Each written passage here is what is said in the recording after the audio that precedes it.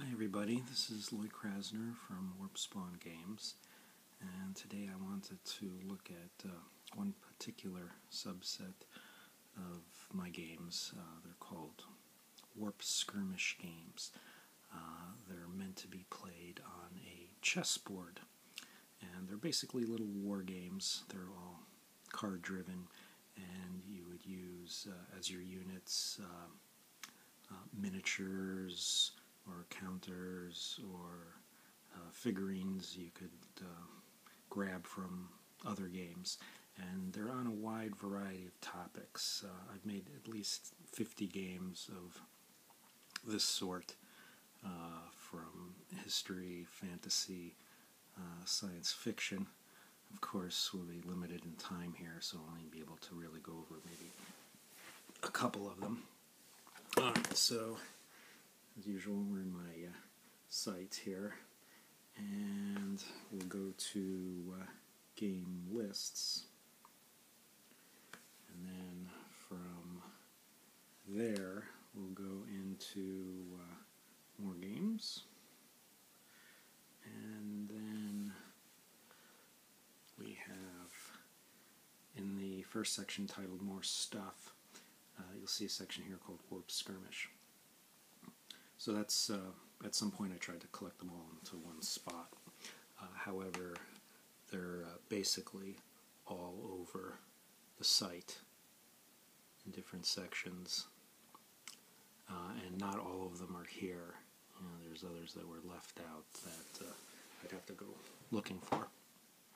Now, the first one on the list is called Ancient Warfare, and that's a pretty good introduction. Well, actually, there's one beneath it called Huskarl, which is probably a better introduction because that is much simpler. Both sides are identical. In most of these games, it's asymmetric. You know, the opponents will have a lot of differences between them. So here we see that you'd have your these are like Norse tribes doing battle with each other. So you're going to have, it's usually around 8 or 16 units, sometimes more, you know, equivalent to a chess army.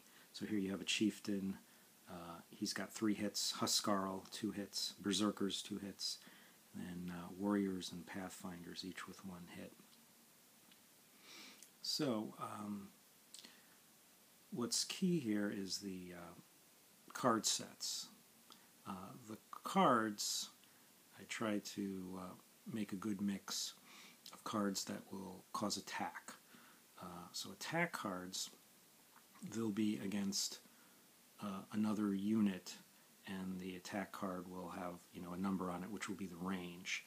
And in general, all attack cards do 1 point of damage. So your chieftain with 3 hits, you know, he'll be able to get hit 3 times before dying. And then you have movement cards, and you also have defense cards, which will basically void an attack. In some of the games, you'll even have negation cards, which will negate a move. So defense and negation cards you would play on your opponent's turn to thwart him. And normally you would draw some, you know, 3 or more cards a turn, so that would enable you usually to get at least maybe 1 move card, 1 attack card, so you'll be able to do some sort of combination. And then in a lot of these games, you'll see that there are combination cards, like a card might say charge, so that would enable your guy to move, let's say, 2 spaces or 3 spaces, and then do an attack at a range of 1. Okay, or you may see something like counterattack, where you play it as a defense card, but then immediately you would also get to attack also at, let's say, range 1 or whatever. So those are kind of like multi-use cards. And then there'll be all sorts of special cards which would affect card play, like allowing you to draw extra cards, or stealing a card from your opponent, or causing them to discard, or maybe even getting additional units which you can place on the board. So Huskarl is one of the simpler, older versions of this game. If we take a look at Ancient Warfare, what's special about that is it's been done up. Here you see them using like a 12 by 12 board instead of an 8 by 8. And this one I had the innovation of putting in a auto kill table. So certain types of units will automatically, if they move into them or next to them or whatever, they'll automatically kill other types of units. So for instance, like cavalry will automatically wipe out skirmishers, that kind of thing. And someone,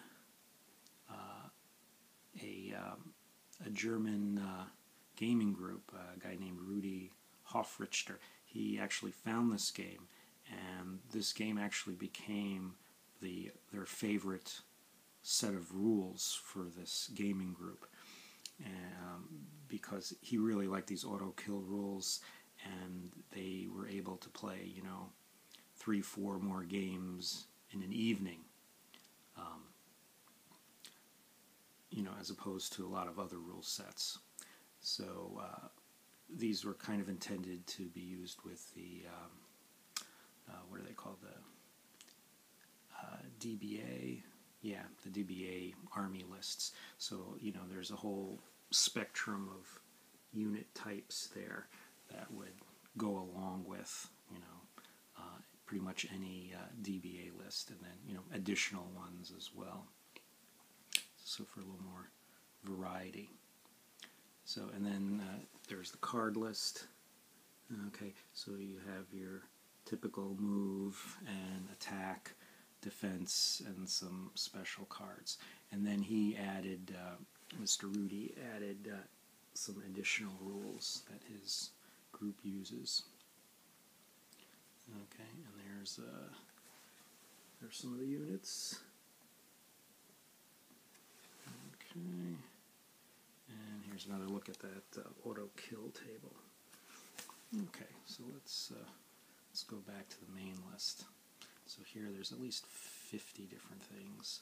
So here's another nice one, Periplus, and this has to do with naval warfare in ancient times in the Aegean.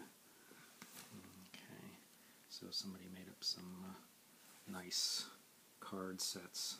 Blue for movement, attack for red, yellow for defense. And then here's your ships. You can keep track of them, how many hits they have.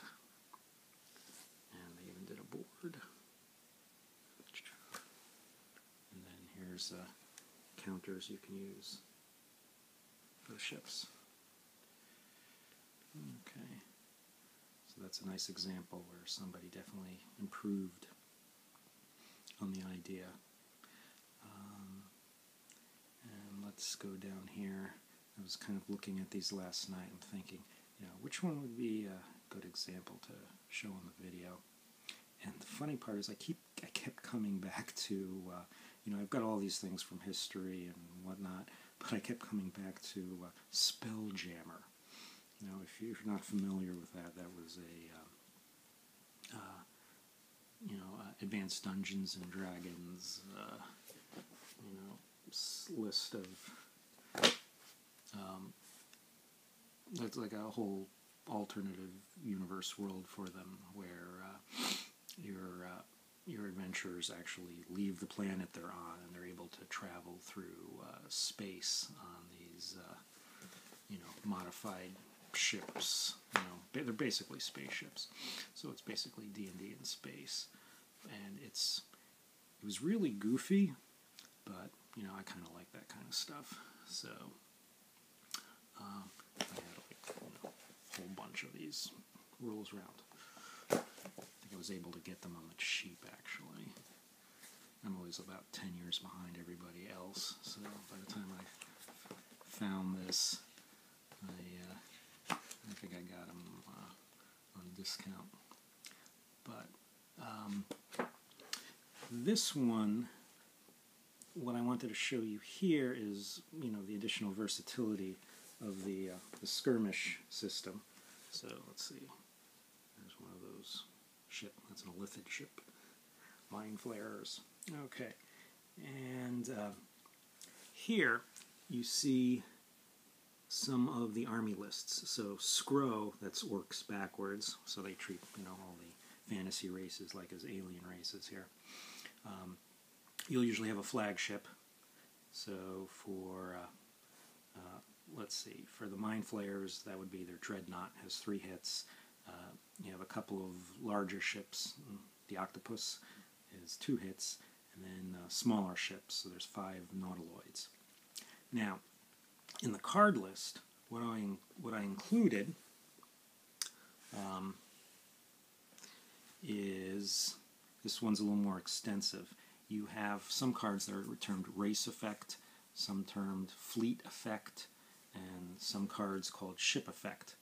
And depending on what race you are playing, they'll have their own specific ships, and those cards are used differently for you than your opponent. So as part of the list there,